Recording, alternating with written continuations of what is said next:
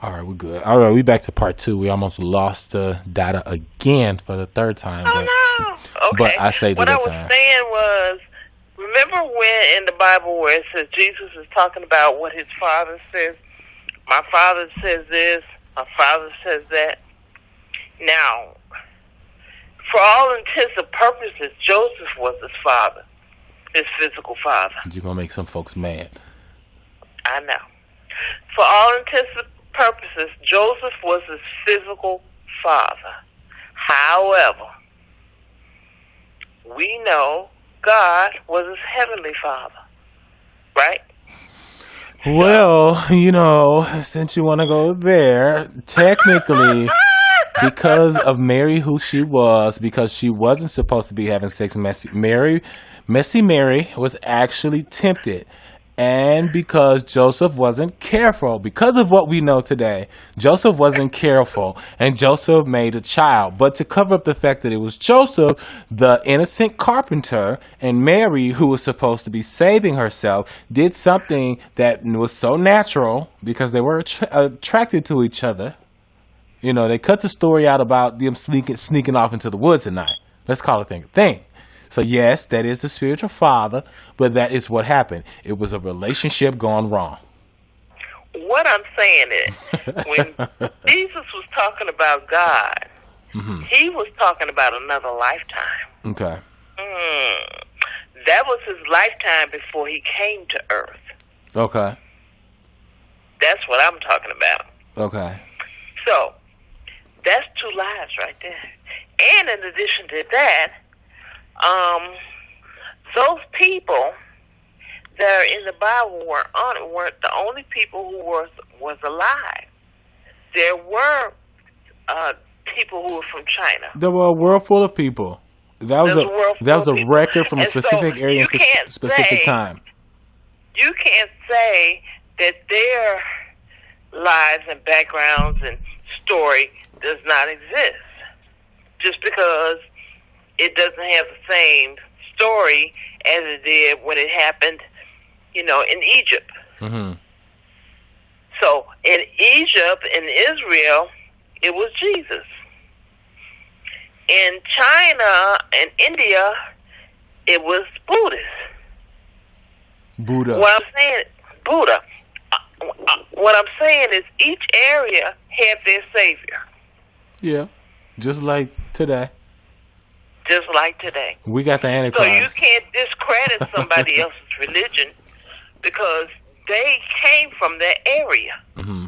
And to them, that's just as real as we're talking about God and Jesus. Yeah, and I get that, but I mean, I'm just saying as far as in how the records just applies across the board. I mean, to me, that's proof there that, it's accessible, but like we were saying, how do you know? How can you the only way you can access those records is unless you were Susie throwing the ball back at you or Mr. Jones driving into the car. You never know those records were actually real. And there are only 3 people that can access those records, which is you, Susie, and Mr. Jones. Unless you go back into your record and remember something. And remember that Katie was actually looking out the window that day too, so now Katie can access it. And Katie remembers that. Right, and then you go talk to Katie, and Katie goes, "Oh, I remember that."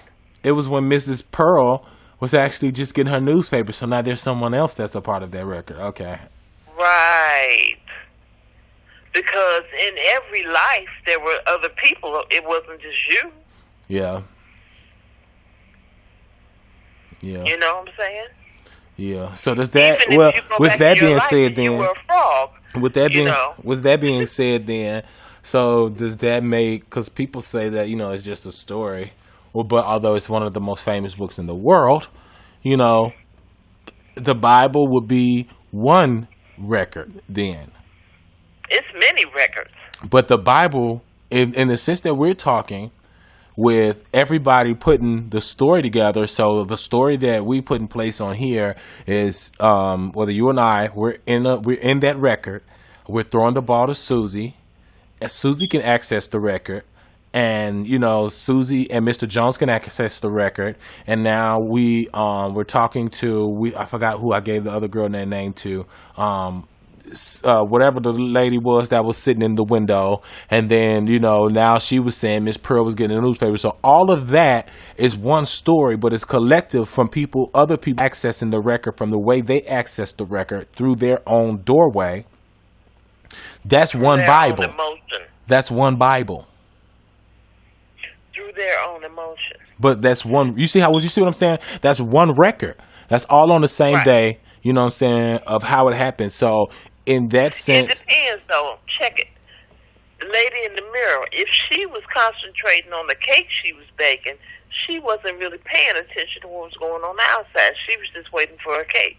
And since that was the most prevalent to her, she's going to remember the cake instead of what happened to you outside the window. Right, but the cake isn't important. What's important? Exactly, not to you, but it is to her. That's her memory. Each of us has our own memory of the same day. So the Bible isn't a full, complete record then, is what I'm saying. Because you don't know who else might have been there for that day and how they would have interpreted it.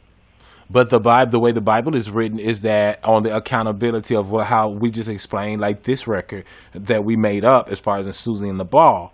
You know, with that, you know, the whole point is that everybody saw the specific person. So everybody can say they saw Mr. Jones, Susie and the Ball. Those are the people that are actually visible. So what I'm putting that into is like with the Bible, everyone talks about Jesus, but you know everybody's on the accountability of he was there and what he was doing.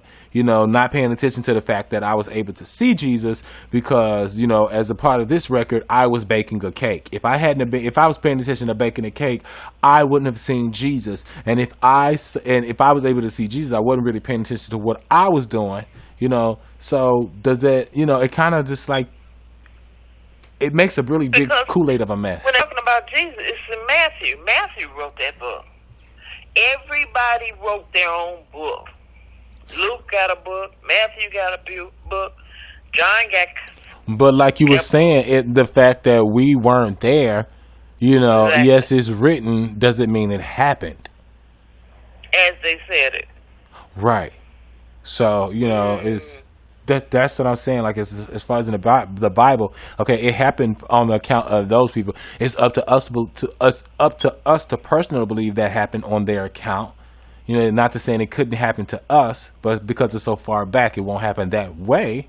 But it'd be the same context of, you know, somebody getting pregnant and wasn't supposed to get pregnant. Back then, they didn't have a blue pill.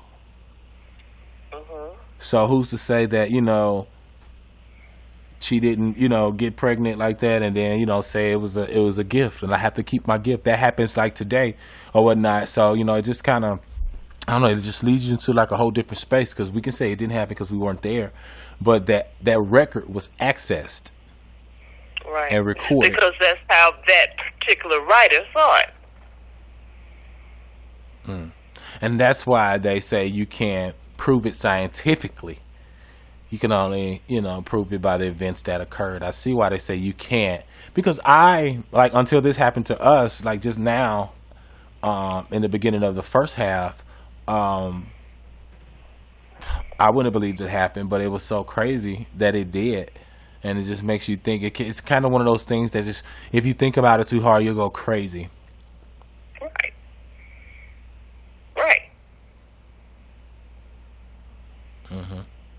Exactly. All right. Well, that's just like them taking the noses off the sculptures and everything in Africa because they didn't want it to be known that the leaders were black because if they figured if they took the nose off, they could say, well, Queen of Sheba was white. But that's so easy to say. That's so easy to say. Like with that, and that's the point I'm saying as far as, and if you think about it too much, you go crazy. But that's the point I'm saying, like, what if that was the case? Okay, that's your belief in it, but my belief would be, okay, what if somebody did that to prove I was here, to prove that only somebody so large, as big as me, were able to do something to this sculpture like that, to prove and to leave that record that I did this. It had nothing to do with the shape of the nose, but you little humans couldn't have done this. I'm leaving this record to show you that, you know, I'm making my mark. It's kind of like somebody leaving their name in the sidewalk.